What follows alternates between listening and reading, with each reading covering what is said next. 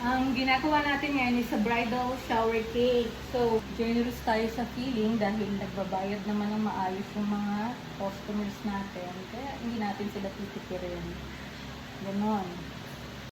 Ang ginagawa natin, nagka-crumb coat tayo ng chocolate with Oreo.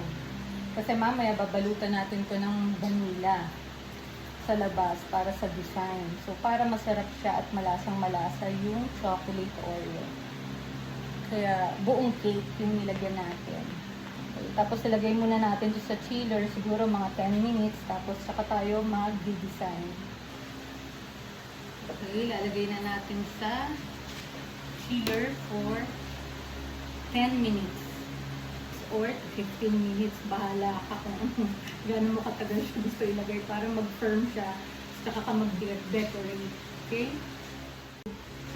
Maglalagay tayo dito ng topper, sitting girl silhouette topper. Wait, ilalagay natin yan on top. Tapos maglalagay tayo ng purple na rosette. Tapos, yung nakikita nyo sa gilid na parang uneven, maglalagay naman tayo dyan ng border na buttercream. So, matatakpan po yan. So, gawin na natin. So, ang gagawin muna natin, pupunuin natin ng rosette yung ibabaw. Ito yung pinakaharap. Pagkatapos, pag napuno na natin ng rosette, maglalagay tayo dito ng design na parang gown. Na rosette din, pag gano'n. Tapos sa kabila din. Ang size ng cake natin ay 8 by 5 inches. Chocolate moist cake with chocolate mousse Oreo.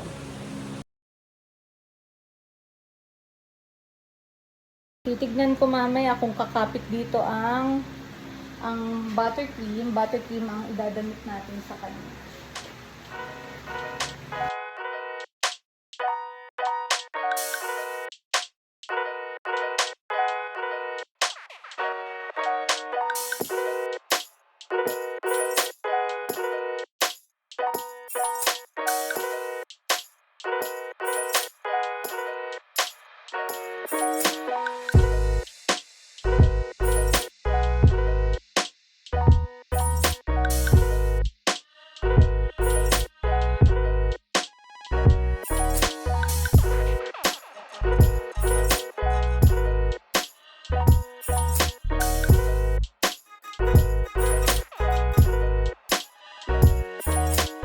Hindi na tayo naglagay ng buttercream dito sa may damit niya dahil mamaya dyan sa pagbiyahe bumaksak. So, okay na yan.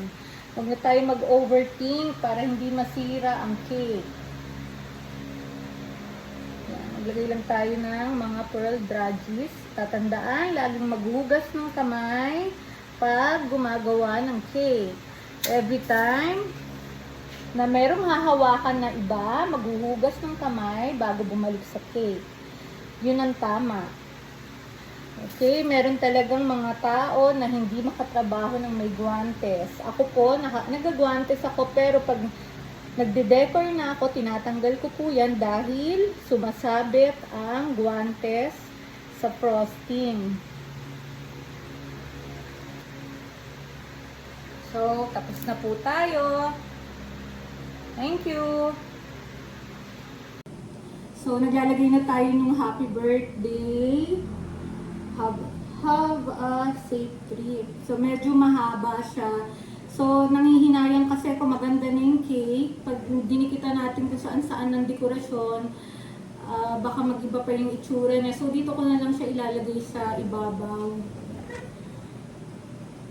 So, syempre, ginawa ko na lang medyo kakulay ng icing yung dedication. Anyway, readable naman. Kaya lang, syempre medyo mahirap. Nahihirapan ako dahil ang hirap iposisyon ng mga letters. Pero carry bells, dahan-dahanin na lang natin. Ang importante, nasunod yung request ni client, nilagyan ng dedication. Siyempre, hindi naman importante ang opinion ng mga cake decorator. Mas importante ang request ng mga kliyente. Malinis ang kamay, naghugas, nag-alcohol.